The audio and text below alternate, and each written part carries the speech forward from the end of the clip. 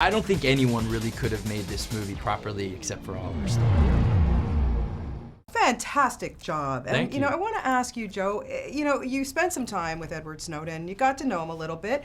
What was it that impressed you or even surprised you about him when you got to know him a little bit?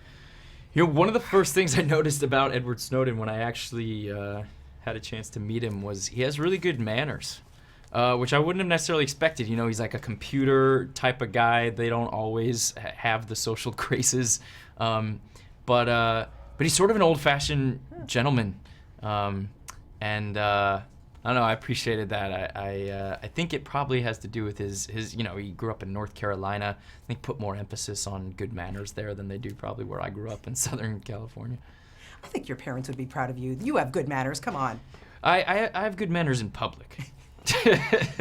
Okay, that's for another interview.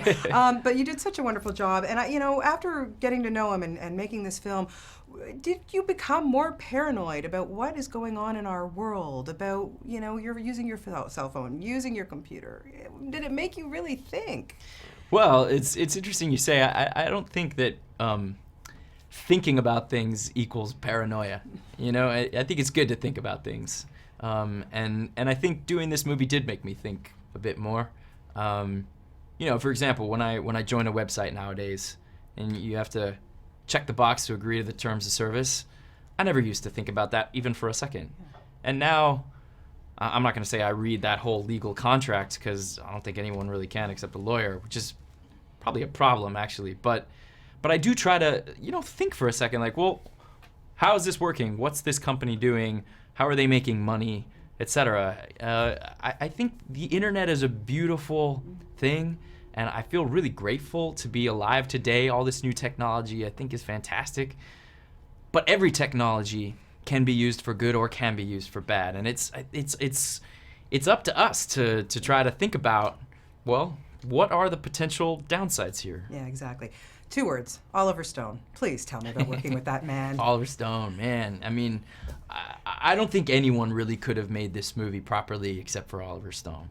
There isn't another director in American cinema, and I mean American Hollywood cinema, big scale, entertaining movies, who's willing to stand up and say, hey, I love my country, but this thing that the government is doing is wrong, and it needs to change. Yeah.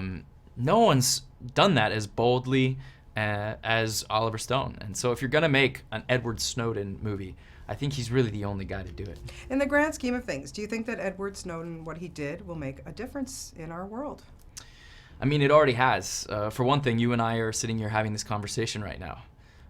I've been in these rooms a million times talking to, you and I have done this a number of times together. At least a million. At least a million times. We've never spoken about new technology, how it impacts government, how it impacts our lives. This is, I think, healthy for people to be talking about and thinking about.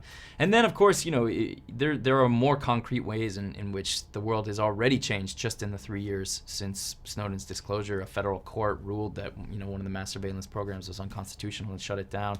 The former attorney general has said that Edward Snowden did a service to the country, and even the president has admitted that in some respects the government was overreaching. And, these are baby steps, but I think they're steps in the right direction. I think it's good that he started the conversation. I think it's a conversation that's healthy to be having, because that's what's so beautiful about living in this country, and this is why I'm grateful to be born and raised here. We have the privilege to hold our government accountable. Not everyone in the world has that privilege. Yeah, you're so right. You did a fabulous job, and get the tux ready for the Oscars, my friend. Thanks very much.